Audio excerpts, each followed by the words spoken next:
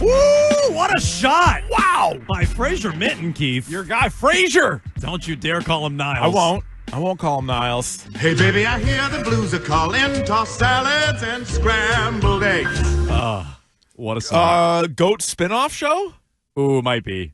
In the mix. Yeah. Melrose Place, technically a spinoff, although that's like a loose spinoff. What? From 90210. What are other spinoffs? Let's see. Everybody Loves Raymond is a spinoff of King of Queens. Yeah, true. No. Everybody Loves Raymond is a spinoff of King of Queens? Not the other way around? Yeah, Raymond was on King of Queens before Raymond was a show. Wow, okay. How about that? Yeah. Everybody Loves Raymond is a spinoff. Angel was a spinoff of Buffy. He's reading. He's Googling now? What are you doing? Now I found it. Well, yeah, you want to. There was the one. What was the spinoff of Golden Girls? Like the Golden Palace or something like that? Empty Nest? Well, Empty Nest was a shared universe. They lived down the street. Empty Nest was a shared universe with Golden Girls? Yeah, every once in a while. Speaking of St. Bernard's. He was their doctor? The dog, the giant dog on sure. Empty Nest would like run through the Golden Girls living room every once in a while. Speaking of dogs, hit me with the Frasier theme again, though? Hey, baby, I hear the blues are calling. Tossed salads and scrambled eggs. This is a fun one to sing, I got to tell you. That's good. Yeah. CSI Miami was a CSI New York. Yeah, that makes sense. CSI Westwood. Law and Order's Chachi. Law and Order SVU. Yeah. There's like the old ones that were like for sure. That's yeah. a good call. Laverne and Shirley spinoff of Happy Days. Yeah. Joey okay. was a spinoff of Friends. Pretty good. Yeah. If you were going to Chicago Fire was a spinoff of Chicago Medical versus Chicago Law versus. I think Top of the Heap and Married with Children. Oh, really? Top of the Heap. Top of the Heap had Matt LeBlanc before Friends. Oh, good get. Saved by the Bell, the college years is a spinoff of Saved by the Bell. Oh, yeah, Bob Golick. Yeah, he was great. He was the RA. I thought he did. Yeah, well. he ran a tight ship. I thought His collars were a little too wide open. Huge. They were huge. Twitch chat had to go and Better Call Saul off of Breaking Bad. Great one. Great spinoff. That's probably legit the best one. That's probably the best one? That's got to be the best Okay, one. but Frasier's on the Mount Rushmore. I think we established that. Oh, short list. Yeah, I think so. I don't want to ruin something we might be doing in coming weeks, but television sitcom theme shows, or theme songs, rather. I think that's a powerhouse. All right, here's Entertainment Weekly's top 10 best spinoffs. Number 10, A Different World.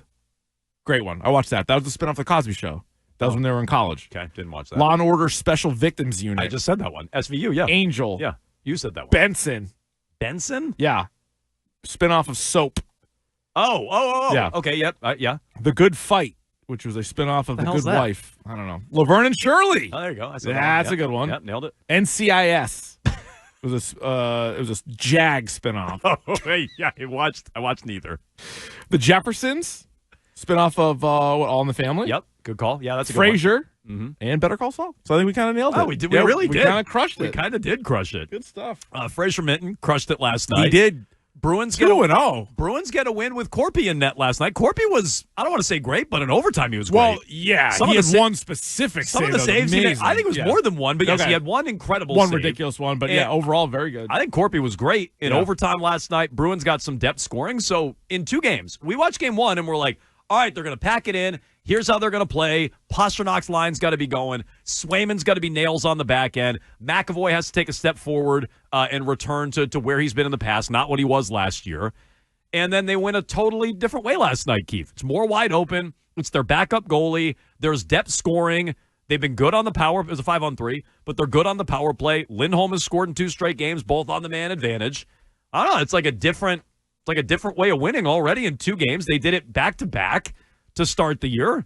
Maybe we should have taken him up on that buying opportunity. I talked myself out of maybe. it. Duck boats. When I was looking at the roster and you know, the Eeks roster, when I was looking at it name by name, no, I didn't realize I talked myself right out of my Bruins buying opportunity. Yeah, but it wasn't just us. Cam Neely himself, before the season started, was like, there's offense to be at. We'll add offense. We wanted offense. We didn't get it. We're going to get offense. Yeah. Eeks. So we'll see. No, not Eeks. Because in all seriousness, and he had an assist last night, but I was wondering, like, how many games could Simpsons is a spinoff. Tracy Ullman, that's a good one. Oh, yeah. Or at least, if that counts, initially appeared on Tracy Ullman, right? Is that a spinoff? I don't know. Yeah.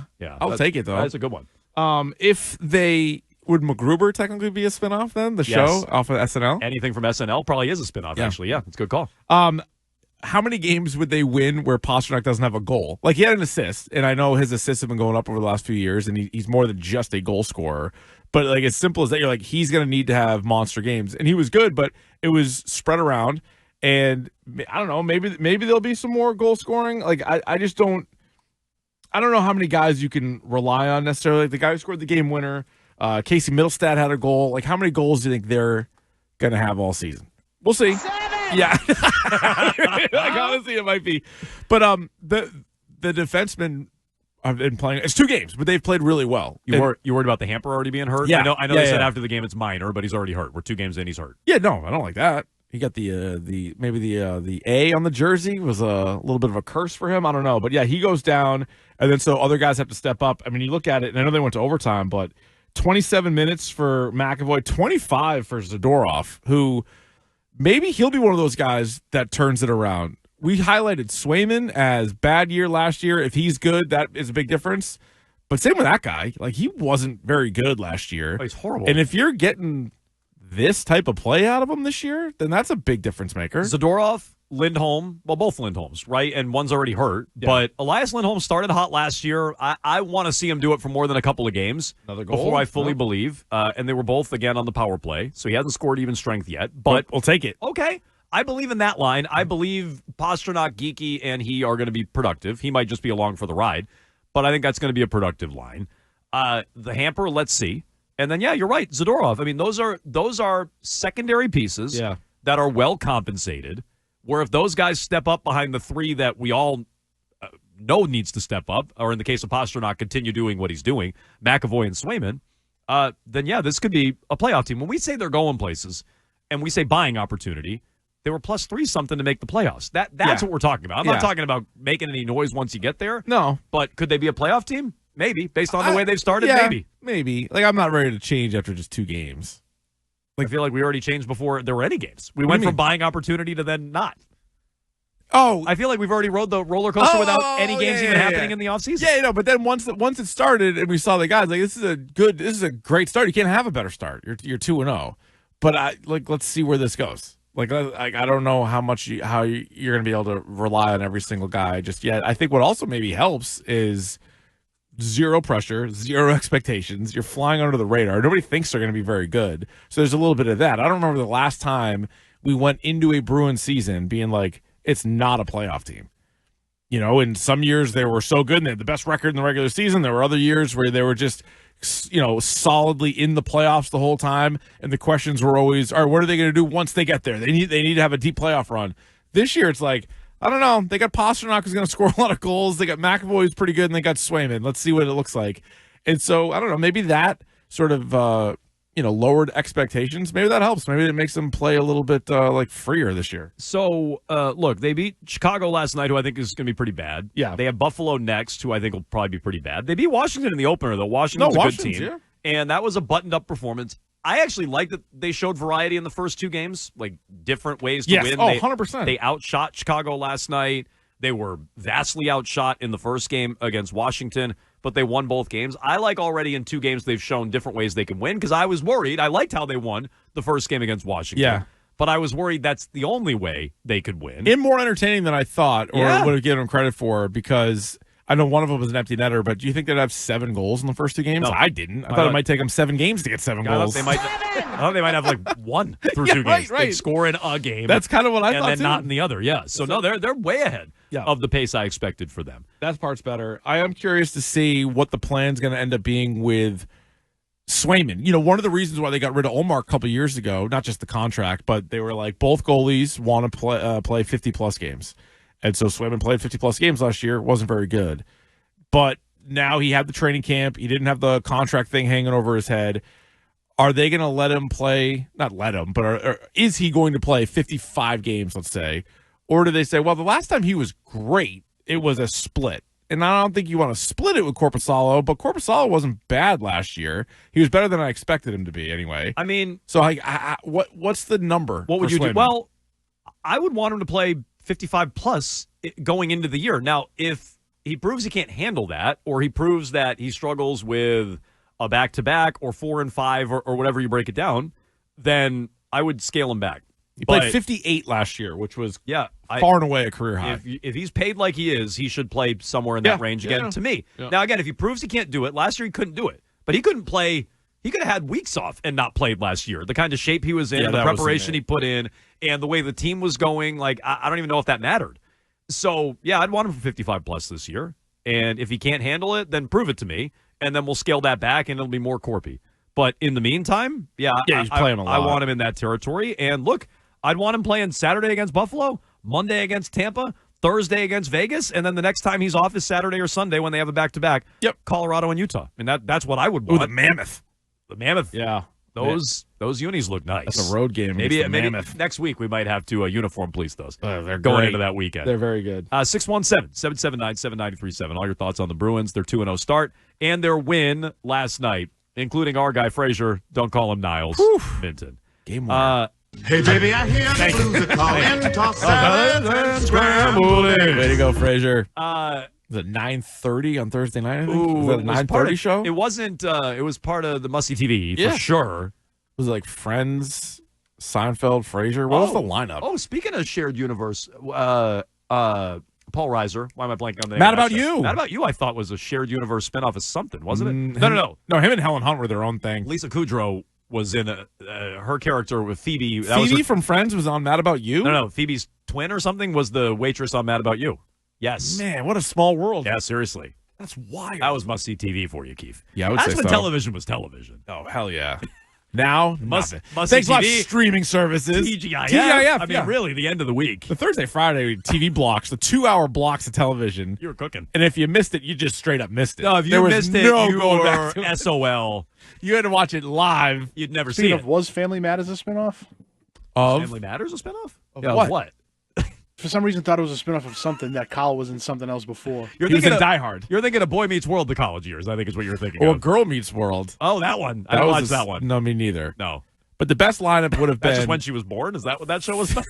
No, it was a whole Just when thing. she popped out? She was at school. Oh, okay. She was at school. Okay. It was. It would be Family Matters into Boy Meets World into Hang with Step by Mr. Step. Cooper.